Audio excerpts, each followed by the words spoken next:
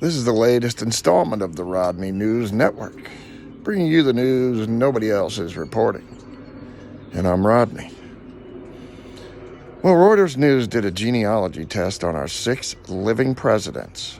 A genealogy test is examining their family trees to see what their descendants were like, or what they did, or what they're all about, or who they were. Well, the first thing that surprised me was who the hell knew Jimmy Carter was even alive? Good on him, though. You were the worst president ever. I mean, Biden's giving you a run, but glad you're still alive. I wouldn't wish Jimmy any ill will.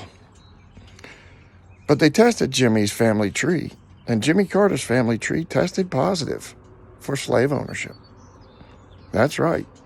The Carter family, Jimmy Carter's family, were slave owners.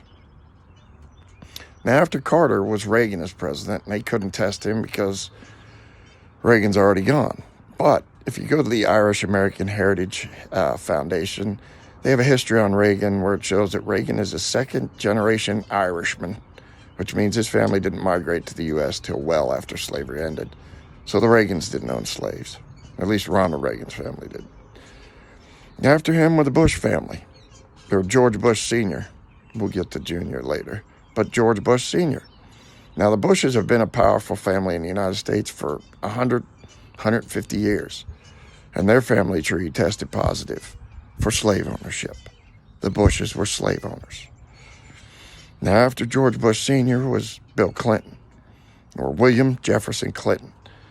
Now, I wonder if that was after Jefferson Davis, the president of the Confederacy, because Bill Clinton's family tree tested positive for slave ownership. The Clintons owned slaves. I might point out that even though he wasn't part of this genealogy test, I believe you can find online there where Al Gore's great-grandfather, 20 times removed, owned 4 female slaves.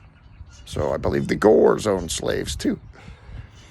After Clinton was George Bush Jr., we know the Bushes have been a behind-the-scenes political power in the United States for a long time, and slave owners. Okay, after the Bush, or George Bush Jr., was Barack Obama. Barack Obama's family tree tested positive for slave ownership. That's right, Barack Obama, or at least part of his family does, comes from slave ownership. Now, Barack Obama's vice president was our current vice president, Joe Biden.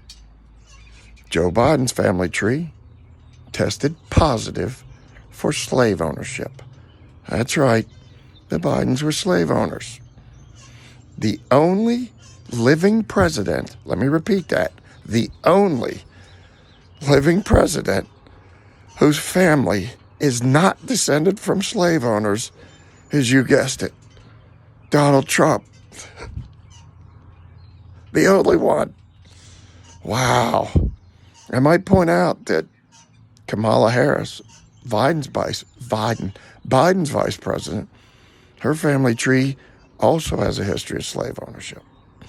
The last 4 Democratic presidents, Biden, Obama, Clinton, Carter, all have a history of slave ownership. Wow, that's a hell of a coincidence. Hell of a coincidence. But, coincidences happen. And the last, 3 vice presidents for the Democrats? Harris, Biden, Gore. I believe they all have the same thing in common. A history of family, or slave owners and their family. That's a hell of a coincidence in the Democratic Party, isn't it? Whew. Now, if it came out that Trump's family were slave owners, you think that would have made the news? I'm pretty sure it would have. But somehow it doesn't come out about this. These people combined, I might point out, these 7 families, Biden, Obama, Clinton, Bush, Carter, Gore, and Harris, are worth over $1 billion. That seems like a great place to start reparations with those whose families committed the crimes and have the money to pay it back. That's the latest from the Rodney News Network. Have a nice Monday.